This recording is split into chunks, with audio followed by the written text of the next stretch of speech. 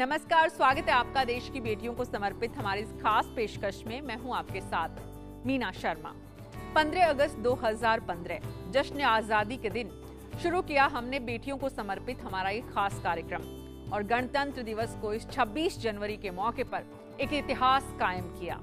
सरकार ने हमारी गुजारिश पर 100 बेटियों को गणतंत्र दिवस समारोह पर विशेष मेहमान बनाया। भारत के इतिहास में ऐसा पहली बार हुआ कि हर वर्ग, हर राज्य और हर क्षेत्र की बेटियों को राजपथ पर विशिष्ट अतिथि बनने का अवसर मिला और प्रधानमंत्री ने बाकायदा इनका हौसला भी बढ़ाया। हम देश की सभी बेटियों की तरफ से प्रधानमंत्री को धन्यवाद देते हैं कि उन्होंने राजपथ से लेकर मन की बात में हर तरफ बेटियों का सम्मान बढ़ाया। हमारी कोशिश है कि सोच बदले बेटियों को लेकर समाज की, और हमारी इस कोशिश के लिए हम बार बार कहते हैं, अब के बरस मोहे बिटिया ही दीजो।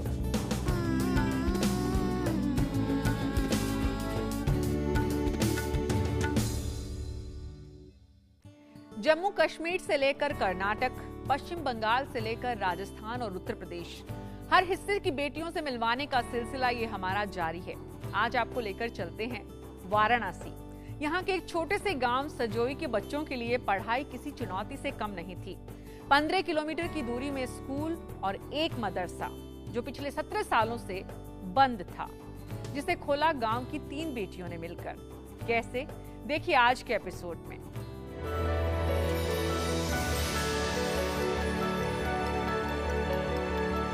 ये है वाराणसी का गांव सजोई और ये हैं 3 बहनें, तरन्नुम, तबस्सुम और रुबीना।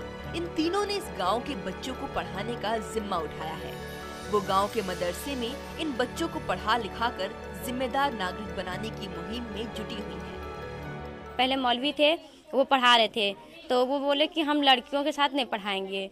तो वो यह हुआ कि आप अपना अलग पढ़ाइए और हम लोग रहेंगे तो अपना अलग पढ़ाएंगे। तो हम लोग सर्वे किए, घर घर जाके बच्चों को इकट्ठा किए, तो पढ़ाने के लिए बुला रहे थे। तो सब लोग, पेरेंट्स लोग बोले कि इतने सालों से मदरसा बंद है, कोई नहीं पढ़ा रहा है, जो भी आ रहा है तो 1 महीने 2 महीने पढ़ा के बंद कर दे रहा है, आप लोग क्या पढ़ाएंगी, आप लोग नहीं पढ़ाएंगे, अपने बच्चों को नहीं भेज रहे थे।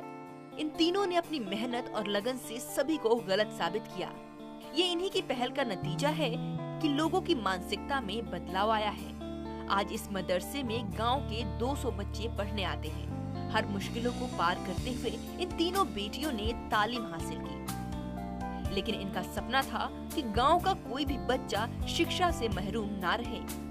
मेरे गांव की स्थिति ये थी कि सिर्फ 100 में 10% लोग जो है वो पढ़ाई कर रहे थे और इंटर पढ़ने वाले सिर्फ हम 3 थे, जो कि उस समय के दौर में इंटर हम लोग पास किए थे। तो हमें लगा कि हमें, क्योंकि जब हम खुद पढ़ रहे थे तब हमारे अब्बू को भला बुरा कहा जाता था।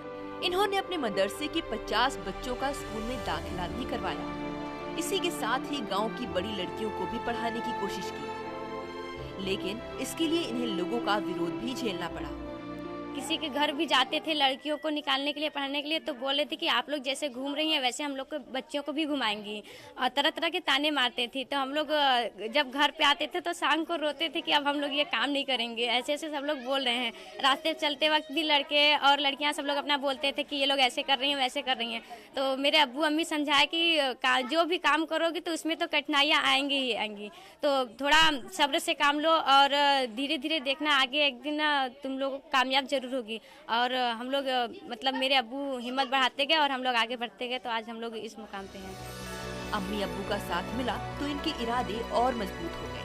बस फिर क्या था, ये तीनों लोगों की बातों को अनसुना कर तालीम बांटने में लगी रही और आखिरकार इन्होंने लोगों को अपनी सोच बदलने को मजबूर कर दिया। इन बच्चियों का बहुत बड़ा हम लोग पर एहसान है कि इन बच्चियों ने हमारे बच्चों को संभाल लिया और पढ़ाने में काफी कामयाबी दी है। तरन्नुम, तबस्सुम और रुबीना, ये तीनों बेटियां समाज को तरक्की की राह दिखा रही हैं। ये बेटियां देश का स्वाभिमान है और हमें इन पर अभिमान है। अपने अधूरे सपनों को किसी और की जिंदगी के जरिए पूरा करने की ये पहल आज पूरे देश में सराही जा रही है। तो कल आपको मिलवाएंगे स्वास्ति की पुष्पा से, जिसने दोनों हाथ न होते हुए भी कैसे न सिर्फ अपनी पढ़ाई पूरी की, बल्कि आज एक सफल शिक्षिका के तौर पर काम कर रही हैं। आप देखना न भूलिएगा, अब के बरस मोहे बिटिया ही दीजो।